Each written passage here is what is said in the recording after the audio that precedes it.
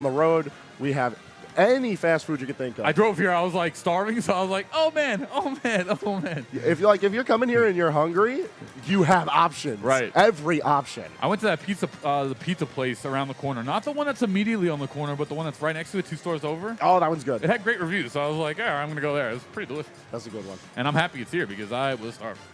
You know what else has got great reviews? What's that? These 2 guys sitting on stage right here. Who do we got? So on the left we have Dre Charles, and on the right we have RedRobin. Dre Charles. I like that name. These are 2 of my good friends from the Smash community, and they are both really starting to find their way in Ultimate. Sure. They were both character specialists in the previous game. Okay. Where RedRobin had played mostly Bayonetta, but also Robin as well, his he's not tag playing instructor. Bayonetta. Is he playing the Bayonetta this time? It's in the pocket. It's deep in the pocket. Okay, but it's there. She's still dangerous, by the way. She is. A weasel. She is. But definitely not what we saw in the last Smash. And Dre predominantly played Ryu in the previous game. Ryu. Wait, Ryu was in the last Smash? Yeah, he was one of the last DLC characters. Oh, okay. But he was there. And they added Ken, I guess, so in this for this one, right? Yeah. Okay. And really? he happens to be playing Ken as one of his characters. He's growing in the pocket, who I'm actually really excited to see if he takes out today. That's a dangerous mostly, character. He's been playing Ridley. Ridley, really going the heavyweight. So Ridley's a tier weird heavy. character. He's like. Well, at least that's what people are saying. He's low tier. When I see his kid, I don't know. He has some things. Listen, man, people can say everything they want, but New York does not care what people say. Besides Face Dre, alone having an amazing Ridley. We got Face, who everyone forgets that he plays Smash. He owns. He operates AON, but he's been placing really well at our locals. Sure. Dre has also been placing fairly well in the city, where he's from. We also have Raptures, one of those city TOs, also playing Ridley, also placing well when he enters. Right. It's a character you can't afford to sleep on because despite how he looks, he's not actually heavy. Really? He is just barely heavier than Mario. Really? When you look at him, he does get eliminated pretty quickly, actually, now you think about it. He's like all skin and bones if you look at him, but he is big, and that's the biggest drawback of him is that there's a ton of space to take advantage of. Massive hurt box. Yep. That's it's just the way that it all ends for a lot of these heavyweights. But Ridley's a special case because he's got pretty solid recovery. Yep. He's very fast. He actually is tied for the 8th fastest run speed in the game. Really? Yes. Him and Charizard. Hitting the facts. It's so weird because it's like Charizard's a beast. Charizard is a beast. Shout outs to all the Pokemon trainers out there. That character gets a lot of flack, gets a lot of love. It doesn't know where it wants to go right now. Ivysaur's a Ivysaur, that's blessed character. Knockout monster. See, the thing is that when you use, and we're totally kind of random tangent here as we're getting into the game, but when you use Squirtle the combo at low percent, and you bring in the Ivysaur for the knockout, you bring in the Charizard when you're at high for a little bit of advantage there, when you perfectly play it, it's dangerous. It's such a natural flow. The problem is that when you go behind in stock, it's very hard, at least in my opinion, to then bring out the Squirtle and the Ivysaur rotation again when you're behind. I just feel like you don't have the same pressure options as Pokemon trainer. When you're ahead in stock. But let's get into this. It's going to be Ken coming out against Robin. 2 characters you don't see too much here. Yeah, they're a bit odd as far as how they work because Ken, radically different from Ryu as far as what his normals bring to the table and also having different properties on his specials, very much like from the game that Ken and Ryu come from. The differences between Ken and Ryu's kits may seem small, but they make all the difference in how to approach a matchup. What are they? So Ken, a lot of his moves don't focus more on the shield pressure or for just completely clocking down a kill off of one hit. He's a lot more combo-oriented, and he resets those combos often. He's able to assert control in the neutral really well, and he just pushes that advantage state super hard. So Ryu's a one-hit wonder more? He's more the knockout type? You go for the heavy swing? Yeah, Ryu's like a mousetrap. And then Ken is if you're getting electrocuted, you're going to feel it, and it's going to keep on coming at you. Whereas Ryu, he pulls the trigger, and it's done for. So Ryu's the gunshot as to where Ken's the slow and painful torture.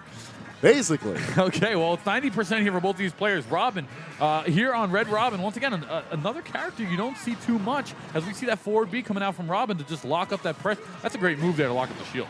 Yeah, Robin got blessed when it came to character changes, and RedRobin is one of the players who's really been able to showcase that here in New York. Between him and Jewel, Robin's been getting notable enough placements. Reason being is predominantly what the character was built around. is the Levin sword. Right. And not only did they make Levin's sword a bit more of a standardized tool, they gave it a new move. The neutral air of Robin now has a Levin sword variant that takes up a ton of space. That right there.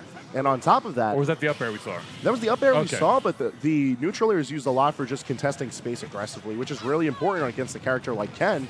And then all this home usage. We're seeing a lot of the magic come out from RedRobin, and they've changed a bit about how a lot of this works. The arc fire isn't as good, so we're going to see it plenty, but it's not going to be as useful for securing the kills. Oh, that's not going to be it. Great DI coming out there from Robin as he's going to get back to the stage. But right now it's Dre Charles. He's actually in trouble because he's down a stock, and he's still struggling to take away RedRobin's first. It's an odd matchup. I can't blame Dre for not being able to play it outright, but it's one of those things where it's like there's a lot of hits behind Robin's kit. So Dre really has to go to the edge in order to find a lot of his kills. He's going to manage to find his first one, but look at the percentage deficit here. I mean, but you have Ken, who's this combo-heavy character, already 40% just after one guaranteed combination. Granted, he does have to fight from behind. Maybe Tatu, no. Wow. Yeah, it's been a rough story here. I'm not liking I like the Ken, but in this particular matchup, I feel like the projectile pressure from Robin is just too difficult to surmount, and it's more of a movement thing. Ken has a ton of kill potential. He's got plenty of combo game, and we've been able to see that in the sparse moments that Dre is in control of the game, because just like that, he's tying it up. There it is. Dre Charles winds up getting his second knockout. Big combo, feint attack. He's going to whiz it around there. Won't lead to any guaranteed follow-up, as I guess that's what happens when they're airborne trade. Yeah, it's going to knock back a bit further, but the thing is that a lot of Robin's kit is based around contesting space, locking it away, keeping you from being able to go for trades because it's so disjointed. And because is that a lifesteal trap? Yeah, so it's that's the down B from Robin, and what it does is it's like a really small command grab. Okay. It's got a super tight window on when it can be active, but when it does hit, it heals Robin based off of the difference in percentage of the target. Wow, so more effective at greater differentials. Yeah. All right, as we're seeing 4:08 remaining on the clock here, still anyone's game. DK up there to that 90, Drake Charles up to that 88%. Robin's been doing a great job, but just one combo really. Oh, this could be it, but it won't. Opting to go for the rapid jab, not an option that RedRobin often does, but very good adaptation off of seeing the focus attack. Sure, and he adapted perfectly like you said there. 124, RedRobin now in control, and that's going to do it from the Elven Blade. Perfect spacing there. Now, I'm curious if going into game 2 if Dre is going to switch off of Ken to Ridley, who has been his more practiced character as of late. Because it seemed like Ken was struggling a bit with getting in. Yeah, he was able to secure his stocks once he got there. Right. But he had to eat a ton of projectile pressure just to get to that point. And RedRobin's the type of player who's not afraid to just put them out there. I think, I really, honestly, you have to. The reason why I don't think he changes, or maybe he does, but you're going to deal with that same pressure, if not harder, on Ridley. This is what I think. He stays Ken. He needs to use the Tatsu more. He's got to be able to get in. He's got to throw more feint stuns. They started working. He was 2 for 2 at 3. He landed. Well, one was a trade. So either way, let's see how he's going to stick. So let's see how it plays out here. And I like this. Staying with the character he's comfortable with. He's warmed up on. And let's see how it plays out. Right there. More Hadouken. No question about it. Yeah, using the specials to try and break through RedRobin's defenses, I think, is going to be a decent enough game plan for Dre, especially coupled in with if he really goes in once he gets his damage going. Just tries to secure the stock as early as he can, and there's never an issue with Ken and Ryu ending out stocks early. It's so difficult because RedRobin, like you said, anytime it's projectile versus no projectile, he has the Hado. He's just got to put it on the screen more. So far, RedRobin has just been getting the better of him, to be honest. Yeah, I think just the layout of Battlefield as a whole is going to swing heavily for both players. I like the choice as far as Dre picking into Battlefield. And the reason being is because once he just goes for the jab so he can reset it. I like that. That was dirty, Dre. That was dirty. Typical Street Fighter frame advantage trap. And that's what I love about Ken. He literally brings the exact Street Fighter play style, at least from when the feint attack was in the game from 5, and right into the game here. But he is up a stock, but not up a game. He's got a lot of work to do still.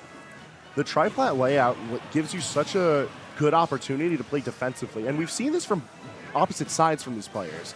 Where Dre is in stage control, he's leaping on the outer edges of the platforms, forcing RedRobin to commit to moving in on him, and that's where Ken gets a lot of his punish games when he's able to punish poor movement.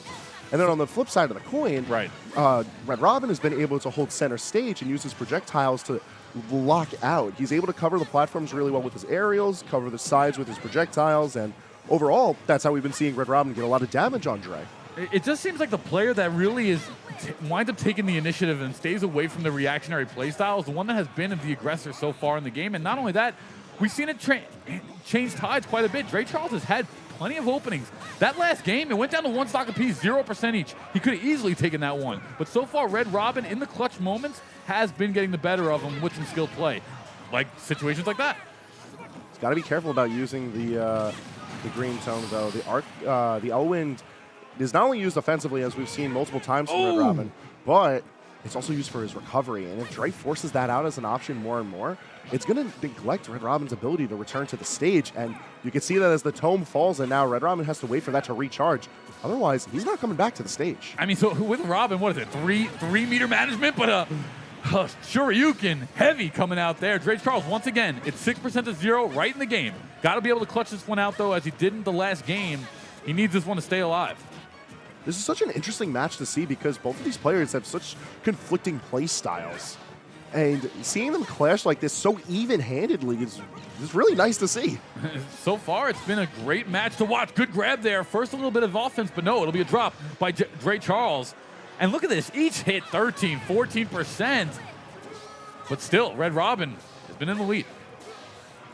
I like one adaptation that we just saw from Dre, and we've seen it a few times in this game too, is he's using focus attack a lot more, but more specifically so that he can eat the hits of the projectiles. And that's super important when fighting Robin. But however, that does not have armor. Tatsu going right into, what's that flame called? So that's the arc fire. Arc fire, okay, so right into that arc fire there, and this could actually be an opportunity, but no! Still anyone's game here, 80%. Robin trying to get back onto it. Dre Charles with an opportunity here. Ooh. All right, trying to take it. He rolled just barely out of the way from Great that spacing. one. 4:17 remaining in this one, 126.